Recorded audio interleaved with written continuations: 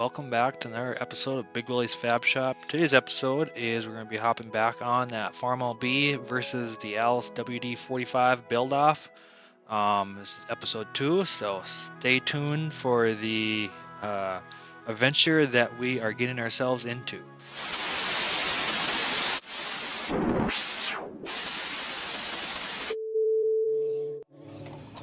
think we're going to have to use the old impact on it. Oh man, this is going to be really interesting. Oh, I saw your YouTube video. Did you? Yeah, it's good. You like and subscribe? I didn't get to it. Dad showed me, but Gee whiz. Yeah, you gotta tell your friends to like and subscribe. Or just at least subscribe. Oh man. This is ugly, dude.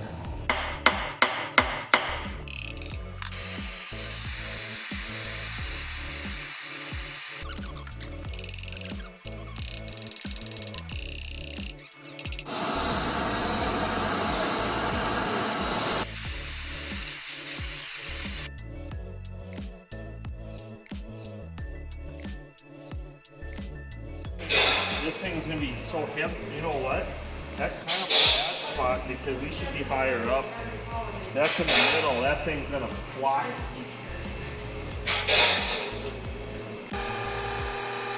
After disassembly of the B engine, taking a quicker look at the engine, doesn't look like there's actually too many hours.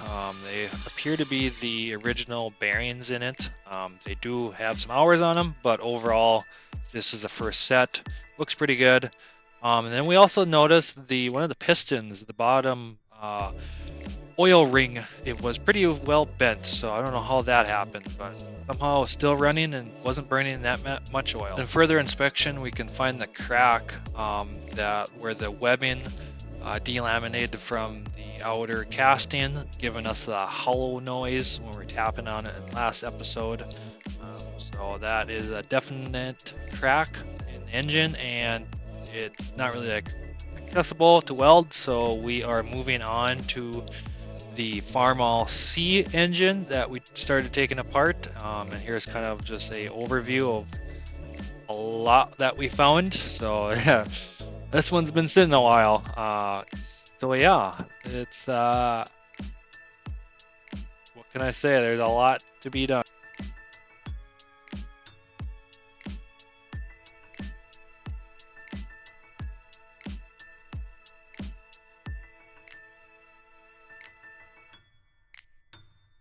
After disassembly of the C engine, overall it looks fairly decent. The block itself wise, rest of the components, yeah, we're gonna have to be doing some part swapping with the B and C. Luckily they are pretty much the same engine. There is a crack, it appears on the front of the casting, but luckily that weld looks pretty good. Shit. It is, man. Fabulous. Now we don't have a clue what we're going to do with that thing.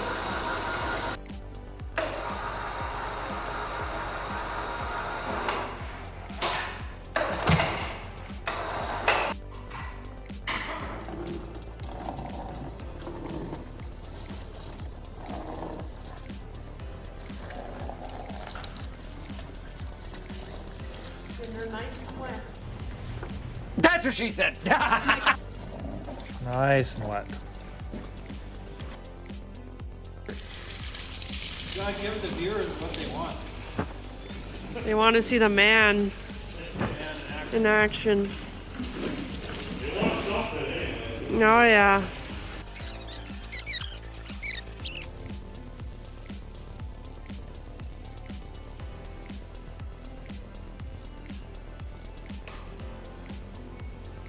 Whoa. After a short time of impatiently waiting, kind of took it out and started scrubbing. We noticed one, well, it needs more time, and two, the cold tap water, it's probably around 40 degrees, 50 degrees. It doesn't really do that good of degreasing. So we came up with a mechanism to hopefully heat the water, but to realization, we would have to run the torch quite a bit long time to get 30 gallons of water up to 80 80, 90 degrees. So yeah, after it was roughly 30 minutes of us using the torch and agitating the water, I think we only got it up like 2 degrees.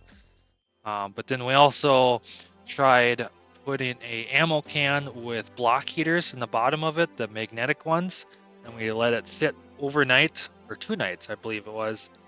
And we were able to get up to room temperature. So yeah, I don't know. Yeah, anyways, so we took it out and now we kind of scrubbed it off, but then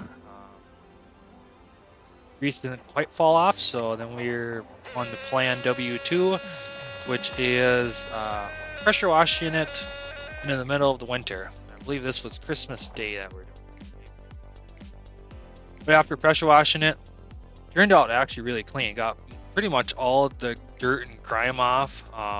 Everything was overall pretty dang clean, and we're really happy with how well it came out. A couple hard spots here and there of dirt and grime, but overall, all the sludge in the oil valley there with where the lifters are, that was all cleaned up. So yeah. Then after that, working on the front bolster. Now when we bought it, we knew that this was cracked, and our plan was to repair it. But after cleaning it up, we found there was a lot more repair than we thought, and it looked like a lot of work to repair and grind it off and get in there and cut everything off, and it looked like a ton of work. So we moved on to plan C, and we started calling around, and then we luckily have a tractor salvage place pretty close to us. So we called them, and they had one that appeared not to be cracked, and $200, $250, whatever. Yeah, let's go with that. And then so we're cleaning it up, and sure shit, after we cleaned it up, yeah, we found a crack. So on to repairing this one that was supposedly crack-free. Granted, it was, no one would really know there was a crack there. It was pretty much a hairline crack. You barely see it until you actually looked at it and cleaned everything up. So time to stop drill it and then making a nice groove to hopefully get some good penetration welding it.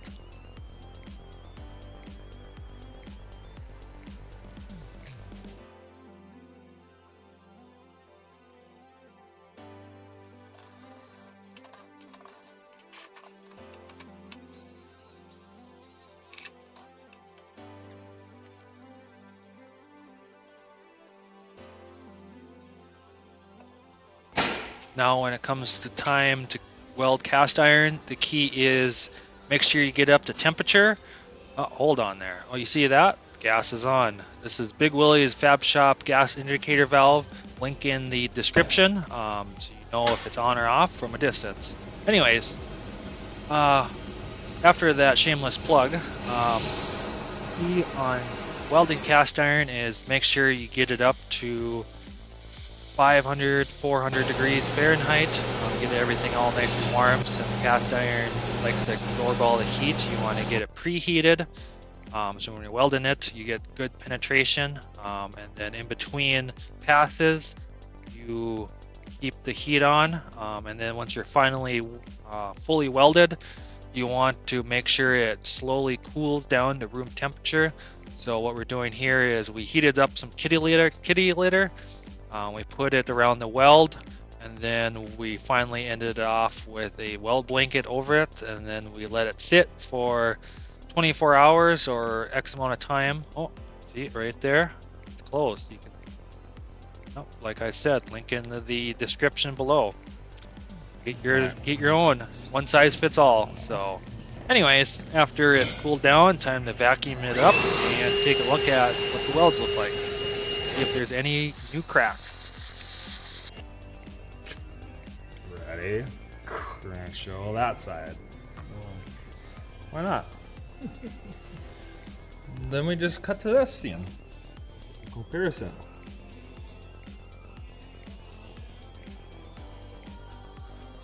That's the one spot that wasn't broke. There was this like, I think there was a crack there. And I didn't get any clips of it, but we rebuilt the all the seals and such on the steering assembly and tightened that up, so that's all good to go. And then moving on, disassembly the C head here. Boy, I tell you what, the valve seats and the valves are pretty well and rusted. Man, it would need new valves and new seats put in. So really kind of out of scope for this project. So then we're going to move back to the Farmall B head and take a look at that. The reason why we're kind of hesitant on that is we don't really know where the leak was from coolant into the oil galley. So what we're doing here is we're kind of plugging the coolant outlet of the head, and then we're filling up with coolant or water / simple green solution here, and we're gonna let it sit overnight and see if we can see anything leaking out into the oil compartment. But after a day we didn't find nothing, so we're gonna call that good on this head, and we're gonna say it's good health, and hopefully we don't have any issues down the road. Hopefully it's not foreshadowing, but we'll find out. And then we got a broken exhaust stud, so I'm gonna weld that out and pack that off. Cleaning up the head, ready for lapping the valves to get it a little better, a little more chance of it fully sealing. Granted, the valve seats and guides and valves themselves look pretty good, so should be too much leaking here, but when we have everything apart, you might as well do a quick lap job, and hopefully it gets another quarter of a horsepower out of the thing. Who knows?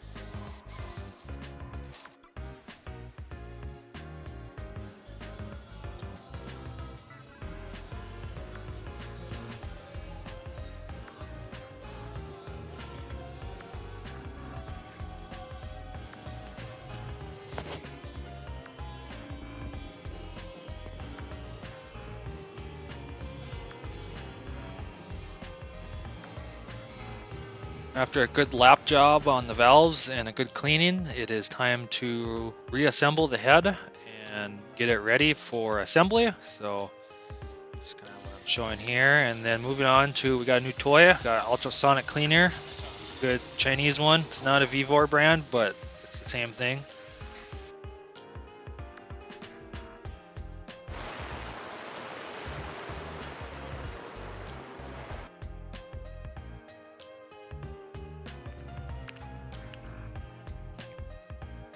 And then moving on to the rocker assembly, we're using the rocker off of the C engine, because the one on the B engine, the adjustment screws are pretty much all rusted.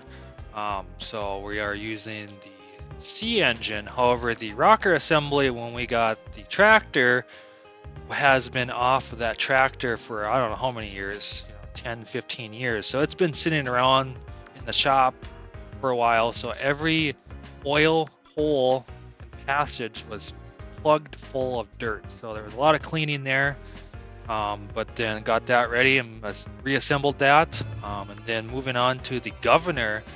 This is a snapshot of the governor on the B engine. So this is the one that was running, and we realized why the governor wasn't really working that well.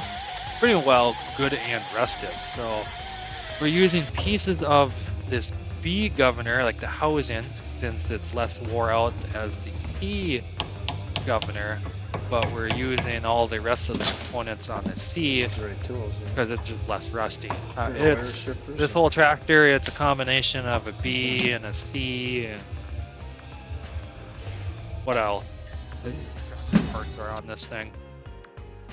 So just kind of a cleanup and preparation of this governor, waiting on a rebuild kit for all the bearings and such. So After that, and then moving on to the O-ring groove themselves, we're taking extra time and care to make sure that the groove is fully cleaned out to get a good feel on the O-rings, because we don't want O-ring to leak. Otherwise, we got coolant in the oil, so that's no good.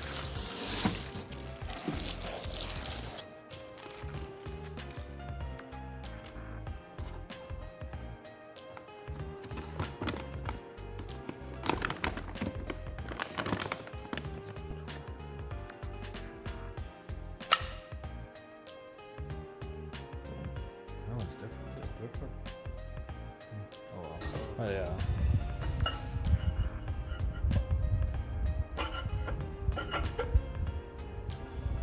Nope.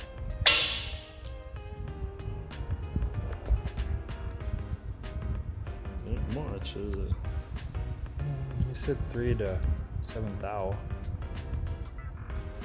That's a couple thou.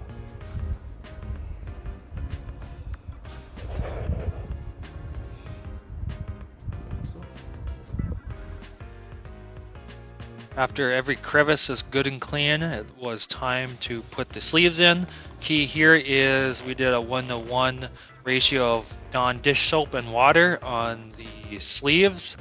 You want them to slide on that O-ring, so you don't want it dry. You never want it dry, so you want to make sure you put enough lubricant on there so it slides in easy. Goes in dry, you could tear that O-ring and that'd be no bueno. Spinning a little bit.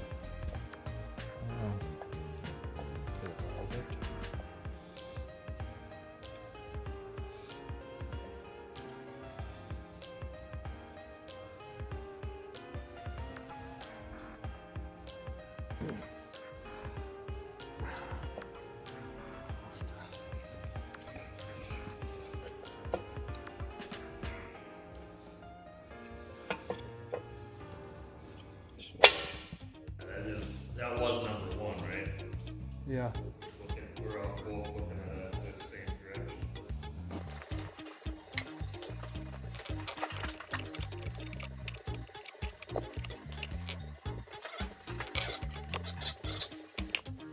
Yeah, if you don't get it, the O-ring, O-ring could push over and you're catching the lip of it. Kind of just have to be careful with it, I guess. The 3 out of the 4 sleeves went in pretty good without any issues. However, number 3 here, we're having all sorts of issues. It appears the sleeves are a little thicker in diameter, and it was hitting the internal webbing of the engine block, so it was causing us not to be able to put the sleeve in.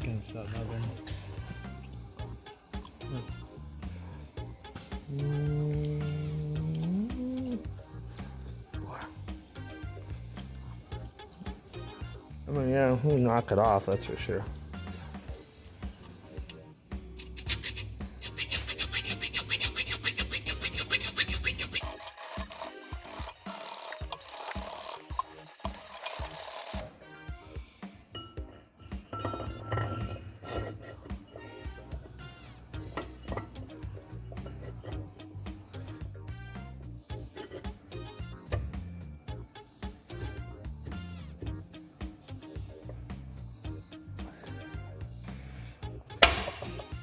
Filing, some sanding, and then we were able to get in partially, but we didn't sand enough, so then we had to knock that It looks out, like it's and grind some more out of that web there. because it looks like it's hitting over here, and it's a little bit of a gap here.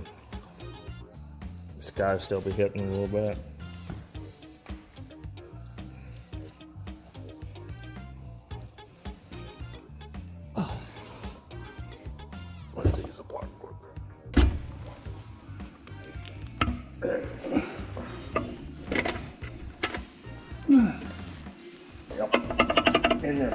Yeah, it's in there now. After that fiasco, it was time to put the lifters in. This is the B lifters, since they look pretty good, so we're going to put the B lifters in the C block. So And then it was time to put the crankshaft in. Now the crankshaft is from the B going into the B block. So yeah, we got a mismatch of things. And long story short, make sure when you're buying new bearings to inspect every single bearing. This sounds a little tighter. That's what she said. That's right at the one. That's what she said.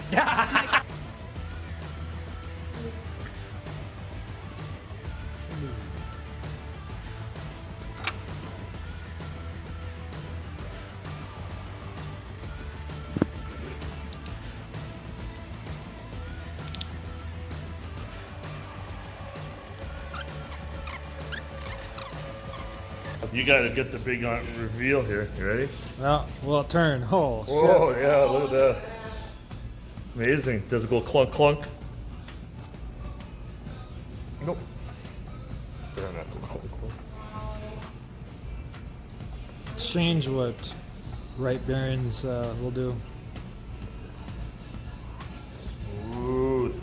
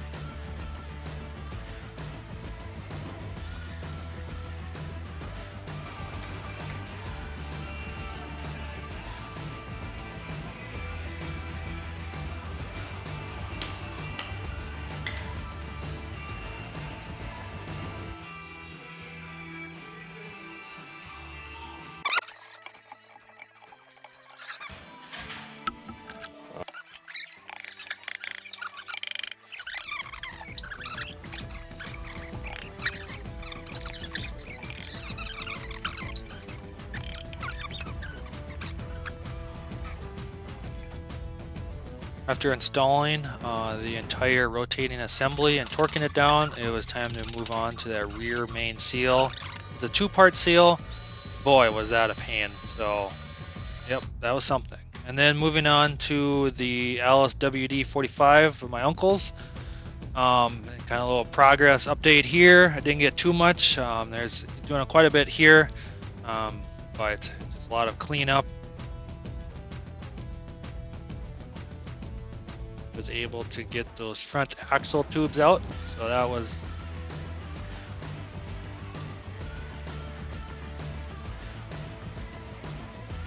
something there. And then he's letting the front steering hosing soak in the rest of the solution that we have, and then there's kind of that main casting there that Dad fixed up for him, welded. Then we're pressing in the bearing here, bearing race there. That was something. Overall worked pretty good. Then working on some thermodynamics here. We heated up the shaft, and then around we heat up the bearing, and then we cool down that shaft. We were able to not have to press that bearing onto that. Nice. However, Did you just go that good?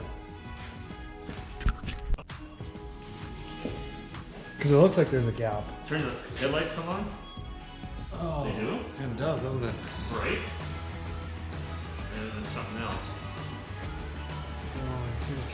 You got something else. You don't got it in part.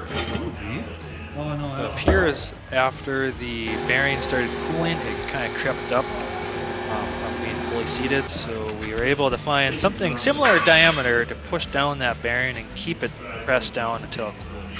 So. And then my uncle did bring the block and head into a machine shop to get the block cleaned up and to get the head redone. After the machine shop cleaned it up, we found some more cracks on that block, especially the one up top there. That's the one we didn't know about, so we are kind of in the look for a new block because a crack on the top surface is no bueno. with that, that's all I have for this episode of Big Willy's Fab Shop. Hopefully you enjoyed it. If you did, please give it a like and please subscribe to keep this going. And stay tuned for the next episode. It may be on this, or it may be on the 58, or it may be something entirely different. Who knows? Big Willy out.